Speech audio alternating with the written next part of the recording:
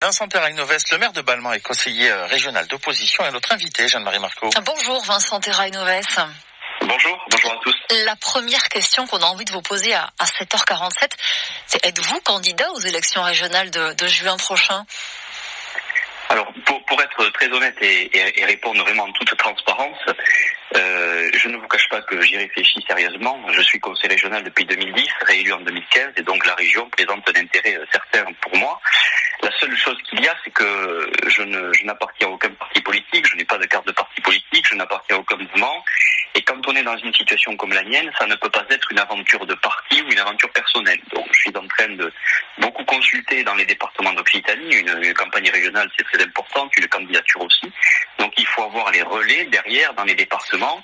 Et puis surtout, il faut que mon initiative, qui est la volonté effectivement de réfléchir à comment je pourrais aider l'Occitanie, ce territoire où je suis né, que je n'ai jamais quitté, comment je pourrais aider les habitants d'Occitanie. Mais vous avez été contacté. Je réfléchis beaucoup à ça et je contacte et donc je regarde si dans les départements il y a de la prise et de la prise il semble qu'il y en a. Vous avez reçu un coup de fil de La République En Marche. Ça veut dire que vous n'avez pas répondu à cet appel du pied ?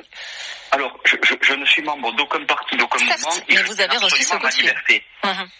Pourquoi La République En Marche m'a contacté ? Parce qu'elle a su que je faisais une réflexion qui était de construire quelque chose au-delà des partis. Et c'est justement l'ADN qui a amené à la création de ce mouvement. Donc ce mouvement est venu me voir, effectivement, et m'a proposé un soutien si jamais je prenais une décision. Donc aujourd'hui, je suis toujours en discussion avec eux parce que ma réflexion n'est pas encore totalement aboutie. Mais pourquoi ça prend autant de temps, Vincent Terrail-Novès, quand on voit que Carole Delga, elle, est en campagne depuis des semaines ? Est-ce que vous ne perdez pas du temps ?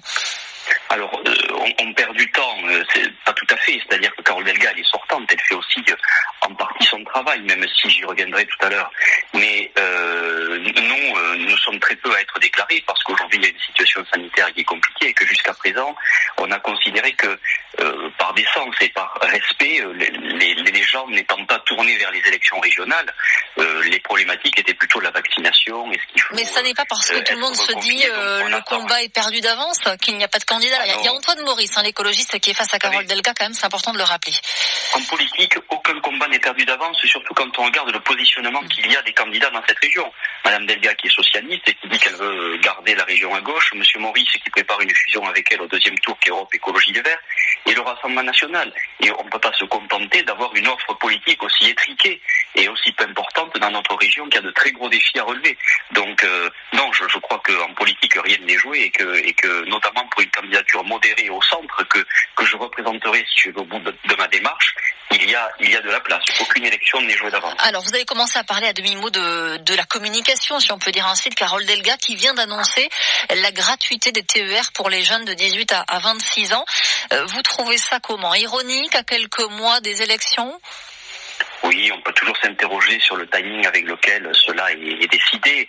Et puis surtout, moi, la question que je pose, c'est dans quelle perspective, dans quelle politique, dans quelle stratégie pour la région cette décision et cette mesure est prise.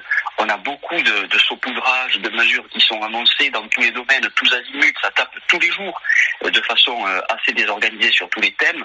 Mais la véritable question, c'est quand est-ce qu'on parle de grands projets pour les Occitans ? Quand est-ce qu'on parle du cap, des priorités, des choix ? En réalité, vous savez, une région, c'est un pays. L'Occitanie, c'est plus grand que l'Irlande. Et dans un pays, à un moment, il faut dire un cap, il faut dire les priorités, il faut dire les choix, il faut dire à quoi les mesures que l'on prend ou que l'on propose tous les jours, elles correspondent à quel cap. Et là, j'ai l'impression qu'il y a effectivement beaucoup de mesures et de communication qui vont tous azimuts, mais qu'on oublie de parler du cap et de ce que l'on veut vraiment pour la région Occitanie.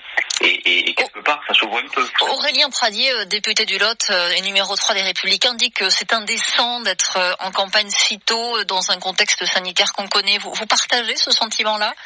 Oui, ça revient un petit peu aussi, outre le fait que moi je suis encore en train de consulter, que je n'ai pas fini mon tour des départements, ça vient un petit peu à ce que je vous ai dit quand vous me demandiez mais pourquoi vous n'êtes pas déclaré.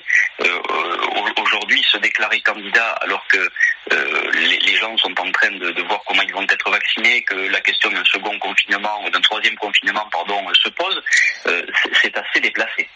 Et vous allez vous décider d'ici quelques jours, quelques semaines, quel timing vous fixez, Vincent Terrail-Noveste? Oui, je me déciderai d'ici la fin du mois de février et j'annoncerai ma décision, je pense, fin février, début mars. Sur France Bleu Occitanie, vous serez invité pour annoncer votre candidature potentielle aux élections régionales. Merci Vincent Terrail-Noveste, maire de Balma et conseiller régional d'opposition. Très belle journée.